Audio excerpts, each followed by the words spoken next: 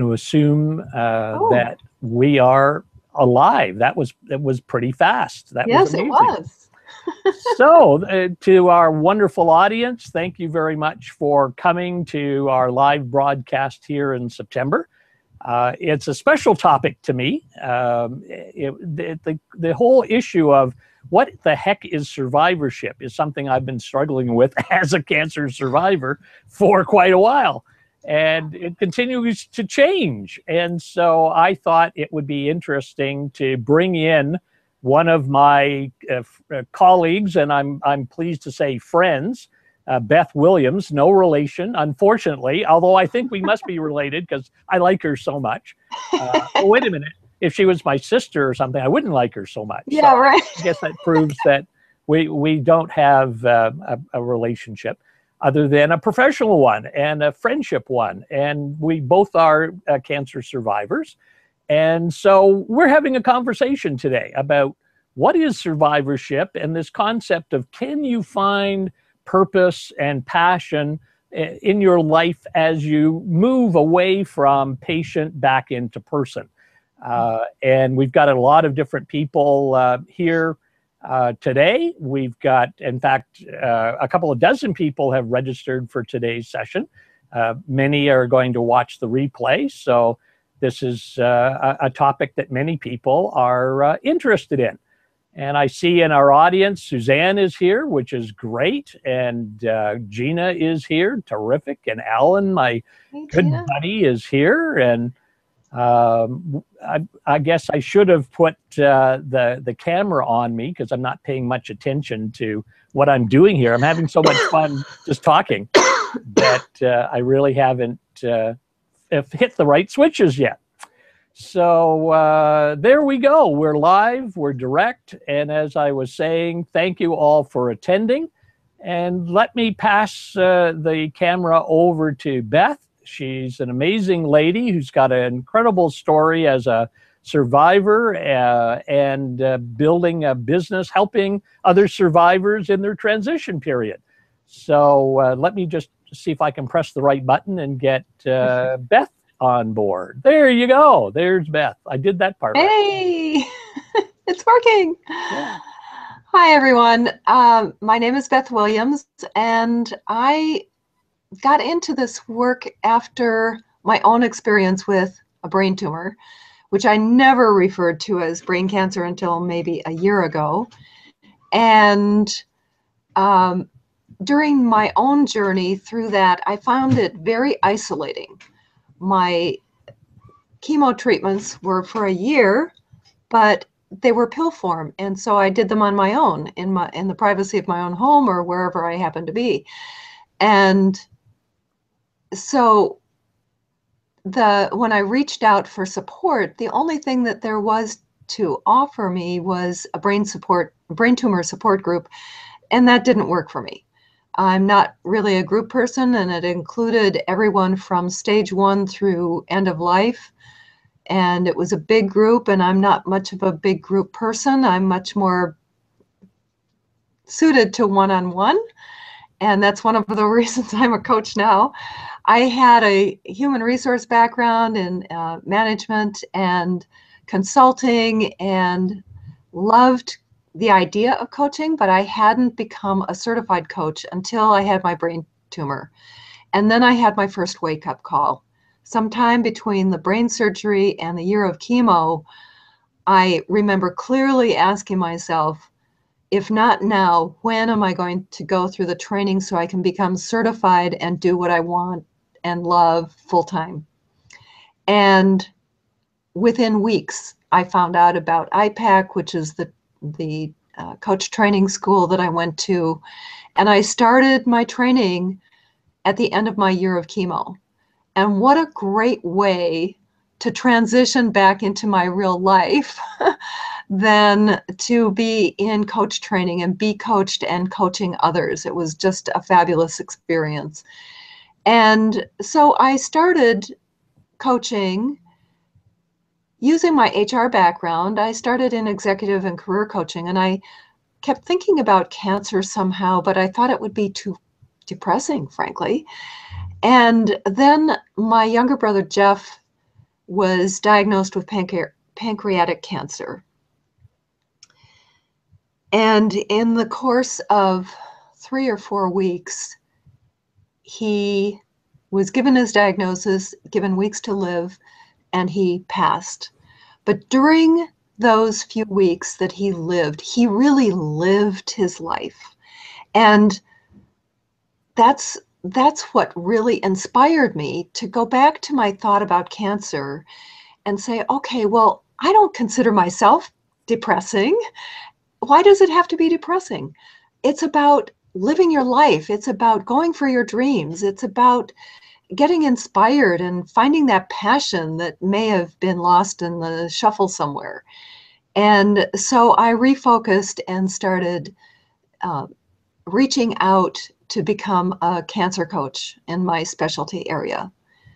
And so that was one piece. I don't think, let's see, what else do you think people would like to know, Dave? Yeah, I think you've really hit on to some interesting topics because, and as a piece of background material, not only is Beth out there working with cancer patients, she's writing a book. She's interviewing survivors and talking about what their journey has been like. And she's gathering a lot of very interesting information that I hope that she'll share with us today.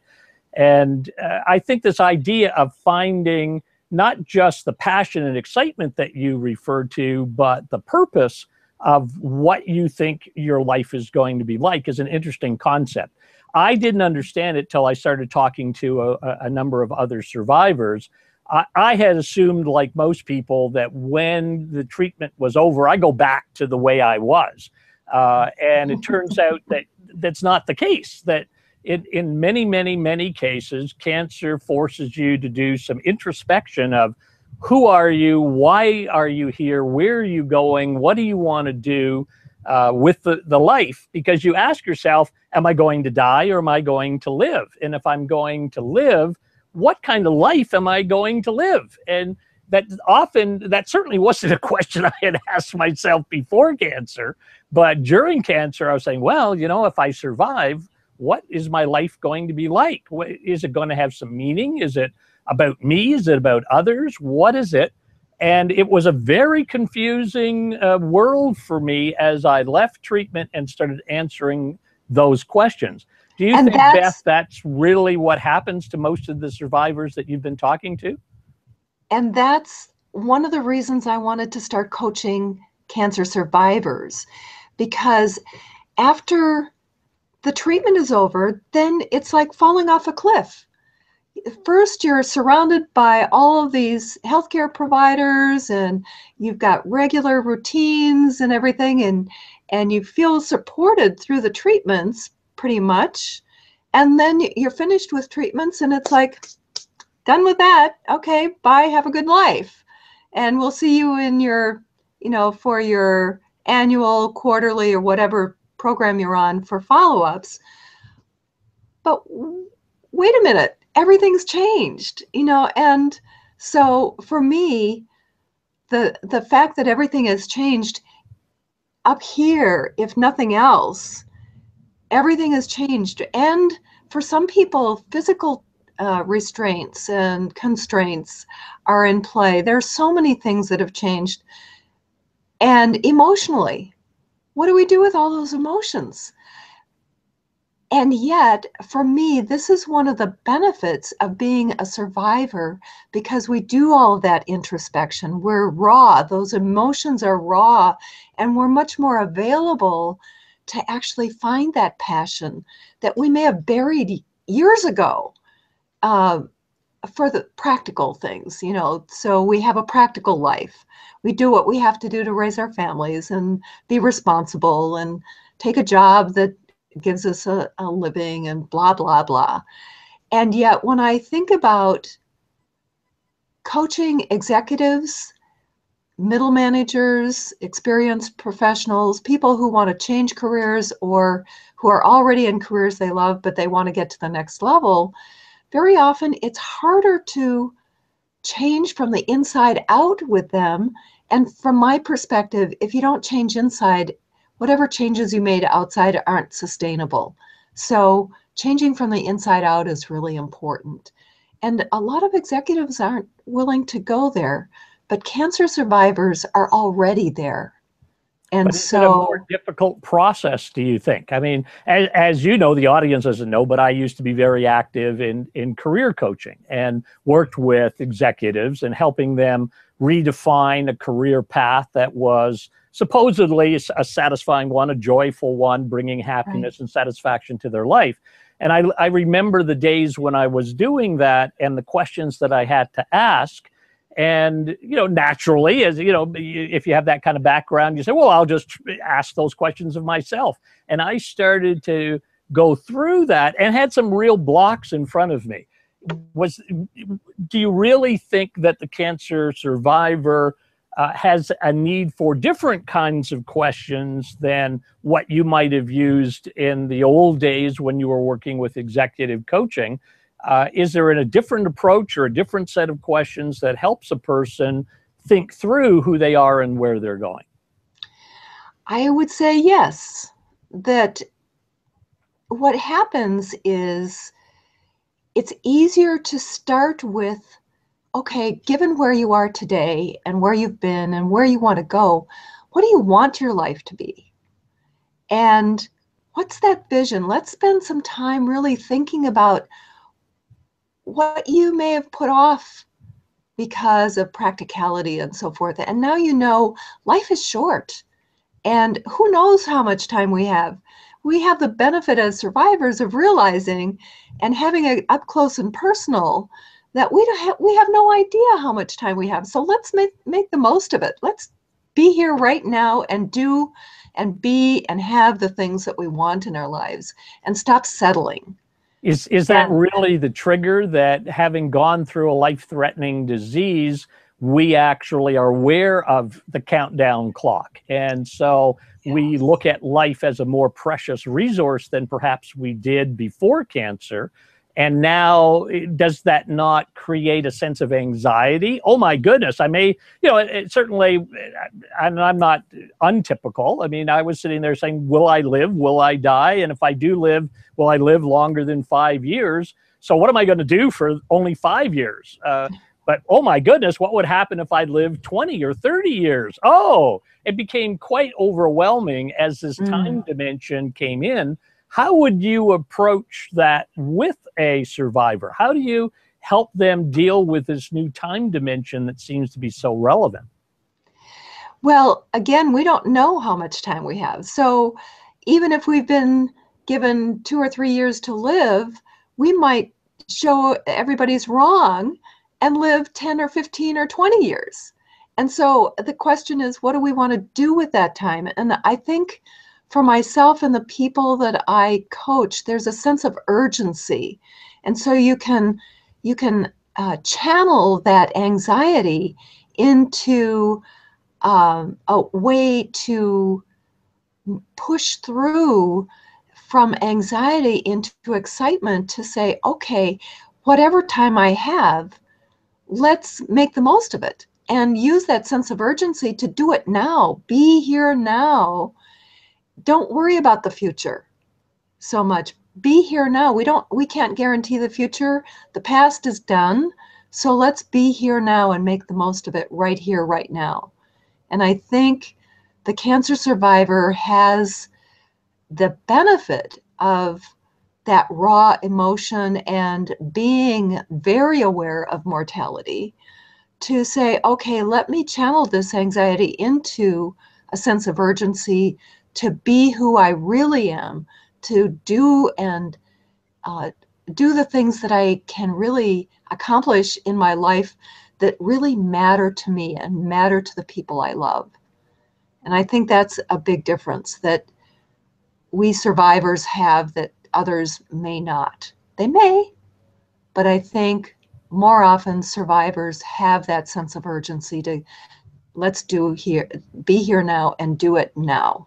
Here's a question that Alan is just bringing up. Let's see if I can get this up onto the screen. There it is. Put it up. so that it's visible. Whoops, I just turned it off. I better turn it back on. Too many switches. I better get it. There we go. Alan is saying that, if we're talking about this idea of survivorship, maybe we have to define it so that the non-cancer survivors may better understand what kind of support and resources are needed. Do you relate to that concept, Beth? Well, technically, survivorship is any time after diagnosis. And again, that kind of ties back to time is precious and who knows how much time we have. So even through treatments, we can make the most of it. If we have some support, again, the emotions are raw and we're terrified of, will we live or not? I was fortunate that I never doubted that I was going to survive the brain surgery, the chemo, and so forth. I just had a knowing inside me. I knew that there was something more to my life. Not everyone has that. And a coach is equipped to deal with the emotions and help the client work through those emotions and experience them fully so that we're fully alive, and then figure out, okay, how are we going to channel these emotions so that they can benefit our well-being and who we are and what we do. The survivor of a life-threatening illness, and I would say it goes beyond cancer. I've talked to a few heart disease people who've had their mortality front and center too. And the same kinds of patterns seem to exist. And there's a need for refocusing and figuring out what is my new normal. And so I have a strong belief in mind, body, spirit connection, for example. And that helps me make sure that I do my quiet time or meditation in the morning every day. And that brings some peace and serenity to my mind that can otherwise be way overactive. And so survivorship really is anything after diagnosis, and different people deal with it differently. Some people need groups. I'm not a group person. I want one-to-one connection with someone else, another human being who understands, who cares about me, and so forth. And that's one of the reasons I love being a coach, because I can be that person for someone else.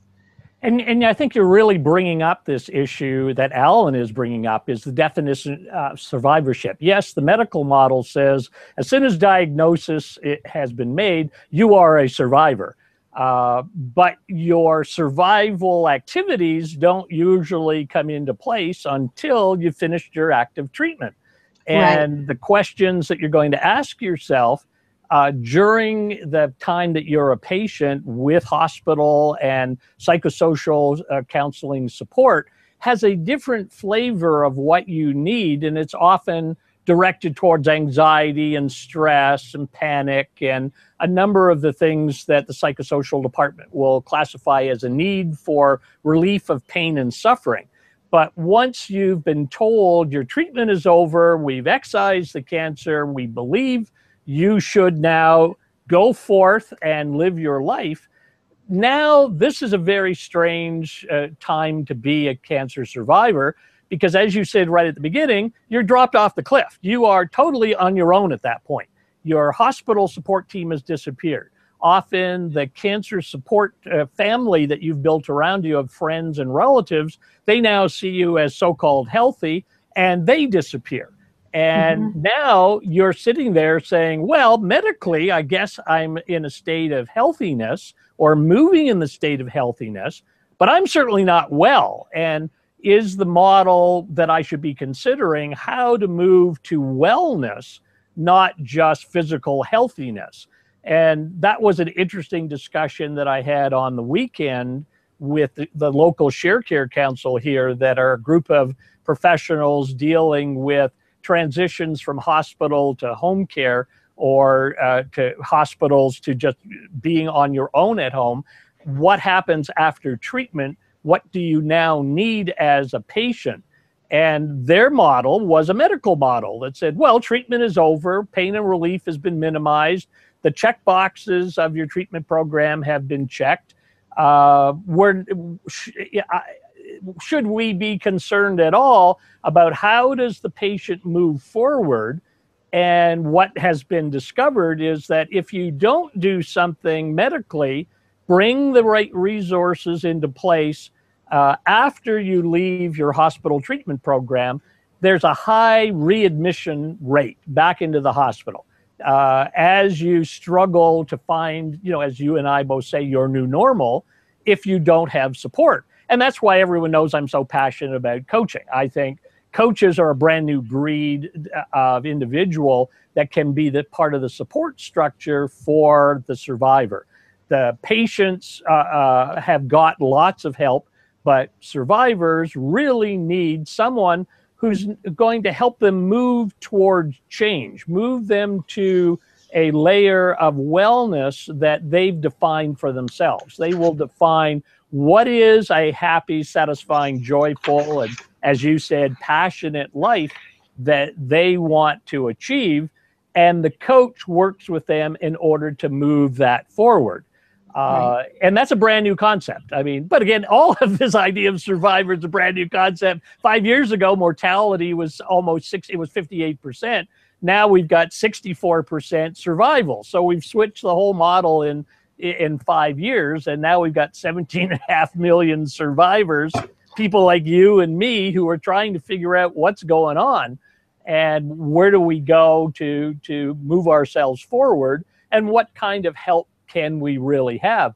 I might just do a segue and ask you to just talk about a conversation you and I were having in the green room about this emotional roller coaster that I'm in and that you've often been in of emotional anxiety, depression, sadness, grief.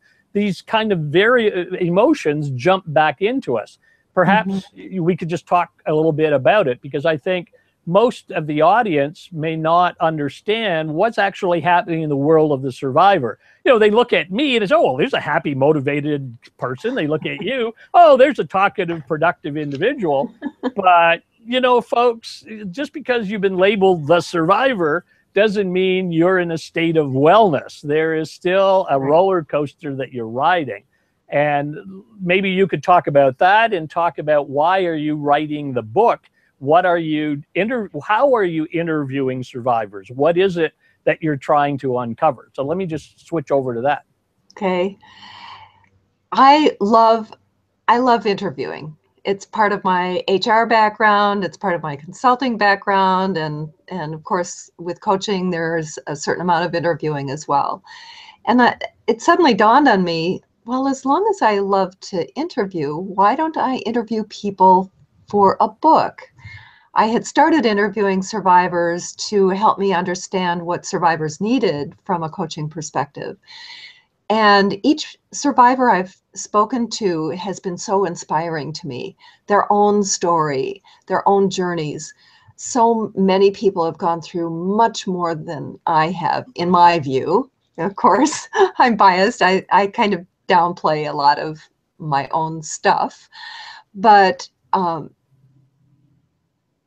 I want to interview 40 to 50 people this year. I'm at about 20 right now. And I'm actively seeking more people to interview because each one's story is so amazing and such evidence of our resilience as human beings. And so my thought is that some things will percolate up through all of these interviews that I'm doing, and I'll be able to create some statistics, which everybody loves. But it's the stories that are so important. And what is survivorship? And what is what's inspiring? And what is this thing about resilience? And so I think somehow or another, this book is going to be about survivorship and resilience. And it looks different for each person. So I invite anyone on this hangout to reach out to me if you're interested in being interviewed. Some people even find it therapeutic to be interviewed. I've found some survivors have never spoken about their journey to anyone. No one's ever asked them about how they feel and what they were thinking about and what happened to them and what are they doing now. So it's a wonderful experience for most of the people I've spoken to. And the other thing is you can have as much privacy as you want. I totally respect people's privacy. So some people want to share and they want to participate, but they really don't want their names mentioned. Others have been totally transparent. You can use anything I've told you, including my name and my story and blah, all the rest of it. And what are So you finding those first 20 or so people you've talked to are telling you? Can you give us some sneak peek at some of the information that is being shared through the perspective of the survivor? one thing I've noticed, and this is something that I experienced for myself, is a reemergence of spirituality in whatever form it takes. So for some people, their faith becomes more important to them, whatever religion they happen to be. I'm not a religious person, but I am a very spiritual person. And so I reconnected with that aspect of myself that I'd let lie dormant for a while. And that's the one thing that I've noticed probably, maybe 75% of the people I've spoken to so far have mentioned how important their faith or their spirituality has been in their journeys and recovery and reconnecting with some optimism about their futures and being at peace inside. And I think that inner peace for me has always been a high value, and now it's even more so.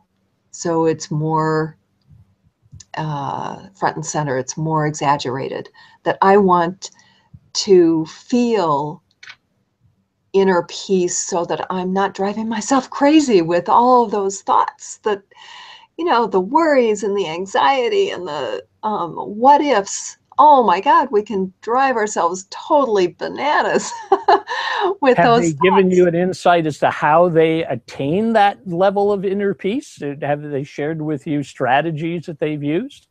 Not really. It's been more in line with, whatever their faith is and praying and uh, going to church or synagogue or temple or whatever.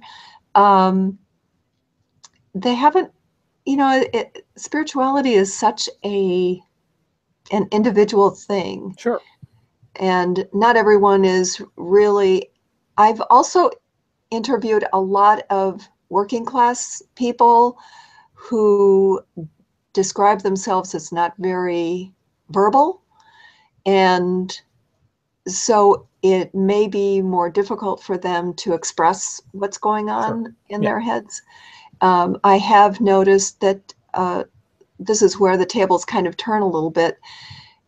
Some of the people who are in executive management, professional kinds of positions are accustomed to expressing themselves all the time for their work.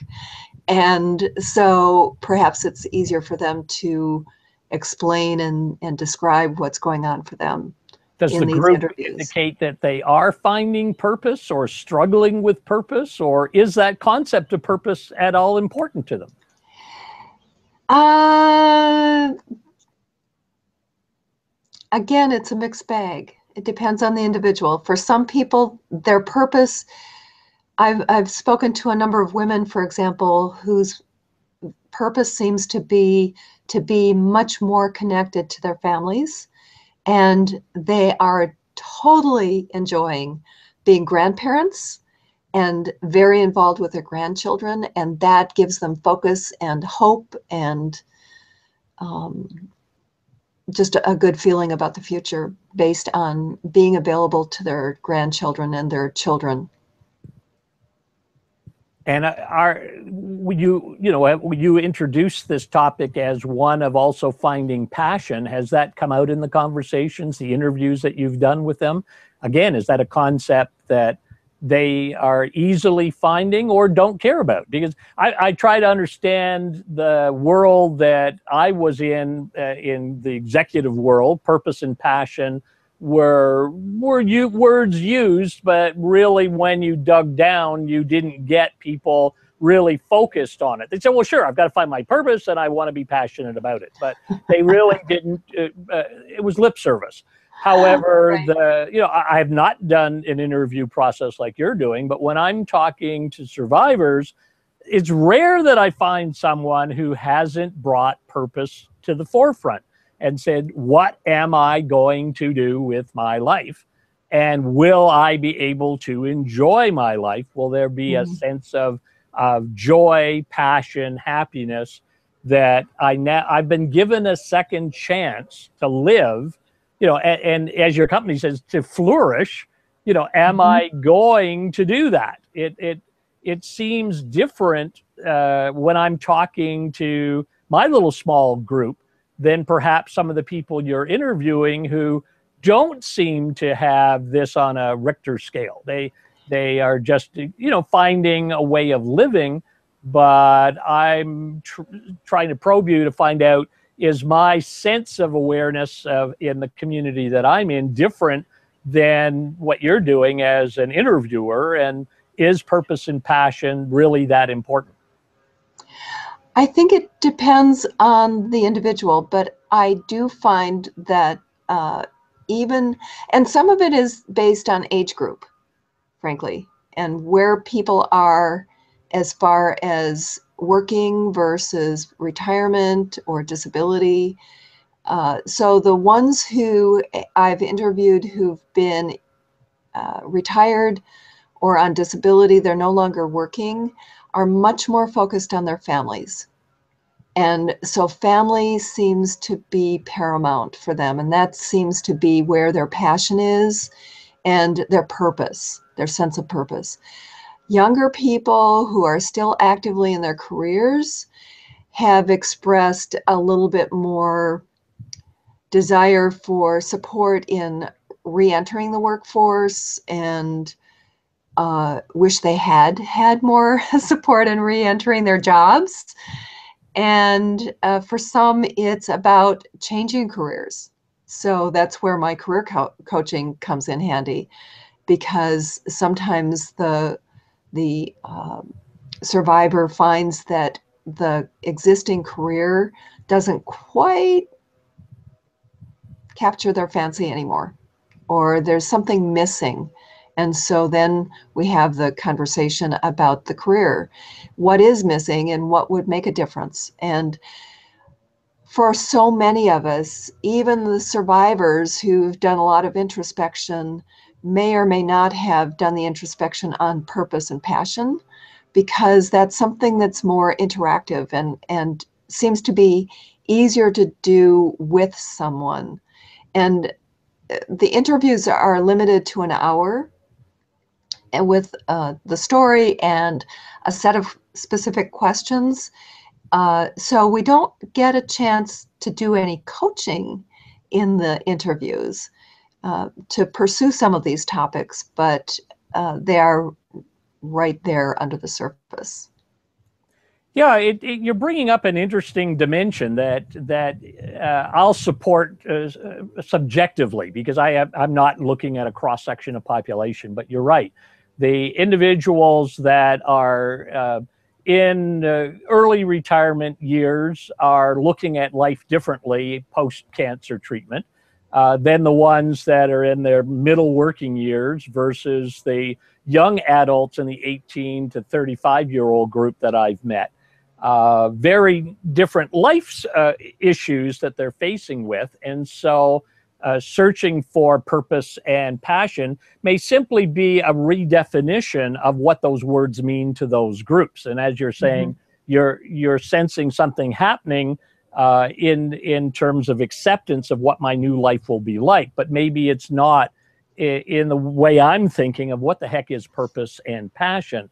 Although I'm also wondering, and I hope, I'll give you a thought for your research study, is that I've met some people now who have 2 years, 3 years into survivorship and have minimized their ongoing scans and blood draws and hospital visits and so forth, so that they're viewing themselves as back to normal.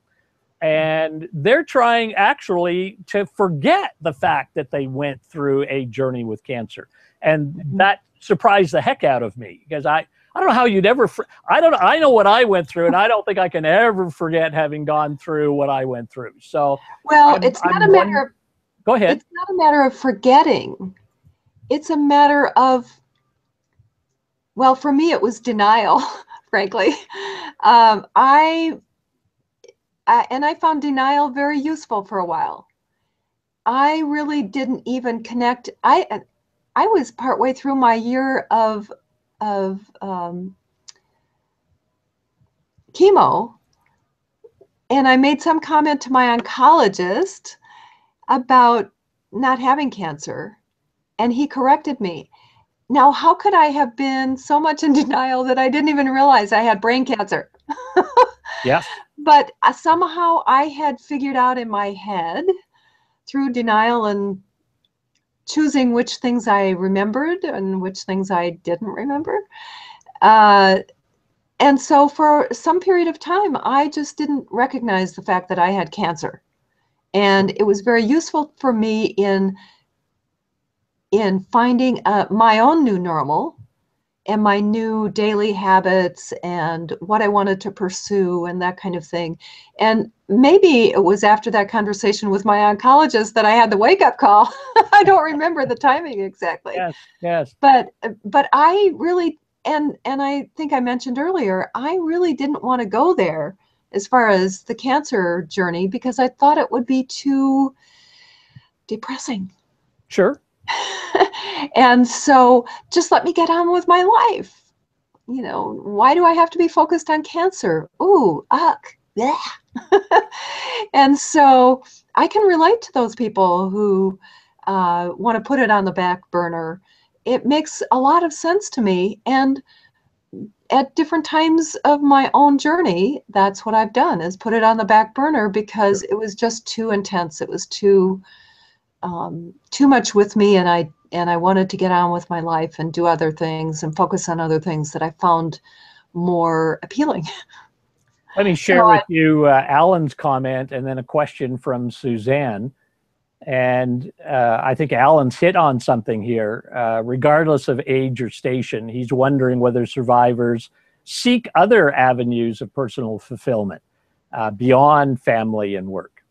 Definitely. I think volunteer work with the people I've interviewed has been a big piece, because people want to give back. They want a sense of giving back to others so that they can support their journeys. And so there's a lot of volunteer work around the cancer community, frankly, survivors getting involved and in various ways to support others going through their journeys and to give back, because they felt so supported at various times during their own cancer journey. And so there is, at least in the 20 people I've interviewed so far, there does seem to be a lot more interest in volunteerism.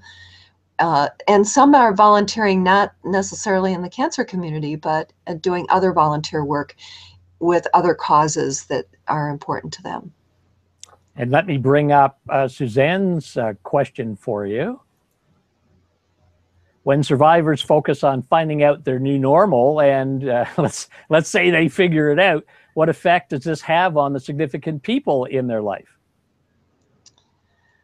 Well, I'm not an expert on that aspect of it yet.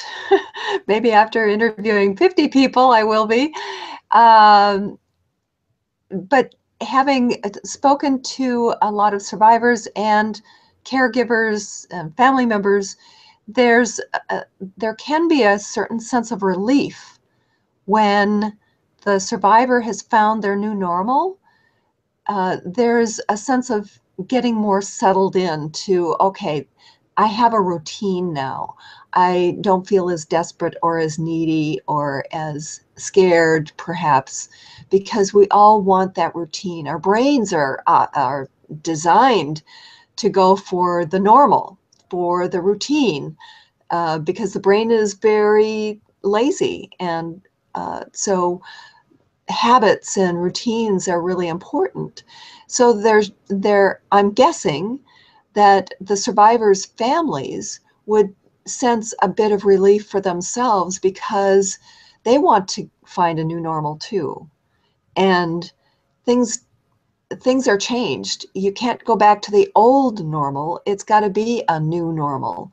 And so perhaps the survivor can take the lead in creating their own new normal, which then allows their family members to settle in and feel more comfortable with their new normal. It's an interesting dilemma that we're in, because this is a concept that is new. It's not really defined yet, and you and I are chatting about different perspectives of what we're finding out there in the real world, and there needs to be a continuing conversation about survivorship. And I would mention to the audience here today, and definitely in the replay, to just scroll up the text chat area and look at a link that I posted at the beginning. There's a Kickstarter campaign that I found called the Cancer Conversation. And Beth, I would suggest that you give a shout to Jan Kramer-Smith and Andrea Del Banco, who are involved in creating this set of cards, or questions as they call them, that help people have this kind of conversation that you and I are having. It's really a box of cards, and in fact they have a number of cards. Boxes or a series of cards with a series of questions that the patient or survivor can ask themselves, and then get feedback from the people in their support network. And then there are cards that are being developed for the caregiver, and advice for friends, and cards for couples. And I would suggest, Beth, that they'd probably be interested in having you help them define a series of cards that survivors ask themselves, because I think that what these are currently focused in are people in active treatment.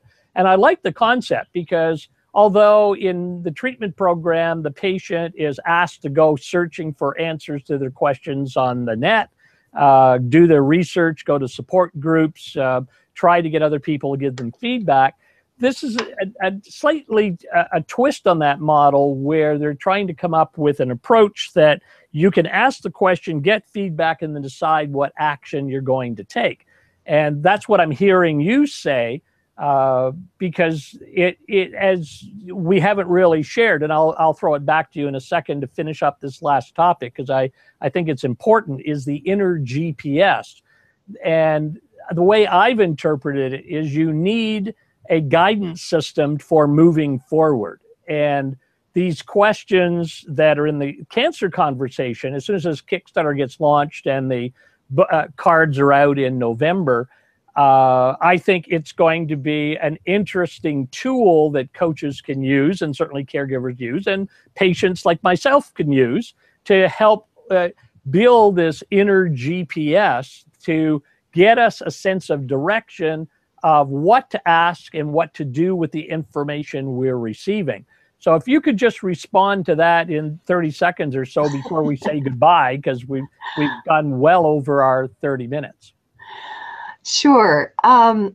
In fact, I use values as a way to get at that, regardless of what kind of client I have. If it's a coaching client for an executive, or a career change, or middle management, any kind of client I have, I start out with a values exercise, prioritizing values and what those values mean to the individual, and those values and the purpose and passion that we have for what we want for ourselves in our lives becomes the driver. The passion comes out of what we really value, what's important to us, what do we yearn for, what do we dream about, and how can we translate that energy into action so that we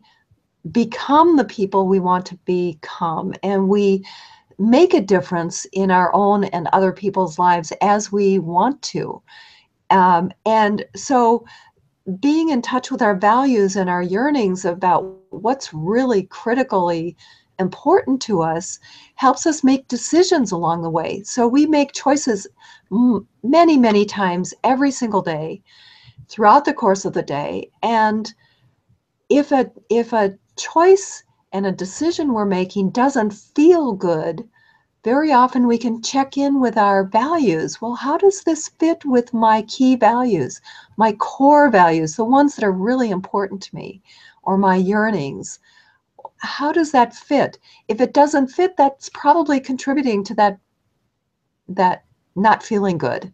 You're giving me a different Emotionally, way of interpreting that phrase, inner GPS. So where I was thinking of it as a way of understanding the path that you're on, I'm getting a sense you were thinking of it as a way of recognizing where you are. So as you would, the GPS says, here are the coordinates of where you're standing today. And I was thinking of the GPS as really a compass pointing in the direction that we want to go to. So I think that's a great point, Dave. And I would say that in the work that I do with my clients, when we come up with a vision, what are those yearnings? What is that vision for the future that I want or that my client wants? Once we have that in place, then in keeping with the values that we've prioritized, the values help us achieve that vision. And so it's that whole combination that becomes the inner GPS. So we make our choices, our decisions based on what direction are we headed? What do we want our lives to be, and what our contribution is going to be, and who we are and who we want to be, and how do our values fit with that? And by the way, I'm making a choice between this and that and the other thing. How does that fit with my values and my objective, my vision for my future? If it doesn't fit, it's not going to feel good. And so that's where the inner GPS comes into play. Does that make sense? Yeah, totally. And that's a good positive place to end. And while I'm saying goodbye, you could perhaps just type your email or website address in the chat box, because I'm sure people are going to want to continue the conversation with you. There are not that many coaches that are dealing with this transition of moving forward. And that's one of the reasons I invited you to this. I think we've got a number of topics that we want to have in future sessions. But I think today was a great introduction to the need to define what a survivorship is, to reevaluate whether or not we're just talking about survivorship from the medical model, that is from point of diagnosis forward, or is it really after treatment ends and you've got to get on with your life? And what are the mechanisms that you have to put into place to ask yourself those questions of, what do I do with this second chance in life? And that's a very complex process. And certainly what I'm taking away from what Beth has said is that she's getting a variety of perspectives from the people she's interviewing. There isn't one size fits all. Surprise, surprise. Every cancer patient is not the same. But we do have some common threads that are running through the issues that we're facing. And we really have to try and assess the fact that just because you've been discharged from the hospital, and yes, you still have a 5-year survivorship care plan in front of you, you are not necessarily well yet. There's still a big transition period that you've got to go through. So I would ask all survivors to mention that to their support network. Hey, folks, I may look healthy and alive and wonderful, but I still need hugs, kisses, coffee, cashews, candy, nuts, and so forth from you. I need your visits. I need you to be there for me because I am struggling with who am I? What am I to do? And I'm looking at life quite differently than I did before cancer. And you, as my support network, please don't disappear. Please be there for me. So let me stop my rant on that and just pass it back to Beth to say goodbye to the group. And then I'll just say the final goodbye. So back to you, Beth. I thank you very much for being here today. Thank you, Dave. It's been a pleasure, and I would welcome inquiries, conversations from anyone in the audience. I love this topic, and I'm passionate about helping people move forward with their lives. So do reach out to me, beth@yourflourishinglife.com, and I'll be happy to generate some conversation with you. Terrific. Thanks so much for your attention today. Thanks, Beth. I really enjoyed it, and I hope the audience did as well. We had lots of conversation going on in the chat, and I hope you all come back in October. Right now, I'm trying to get our speakers aligned to talk about something very important to moving forward, and that is nutrition. And not just how do you eat kale, which I still haven't figured out how to do yet. But there's a bigger question here of a sense of healthiness that comes from your change in your diet, the nutrition that you need, the lifestyle that you need to adjust. And that's a very difficult process for a lot of us. And just because we're educated about it by the team in our treatment program, we don't necessarily go forth and do what they tell us to do. So I'm hoping that we'll have some discussion around this very important topic of nutrition and diet and lifestyle change. So please come back next week. But again, thank you very much for being with us today. Hope it was valuable to you. Tell your friends about it. Let them watch the replays, and let's bring more folks in for our Coping with Cancer webcast next month. Bye for now. Thanks for coming. I really appreciate it.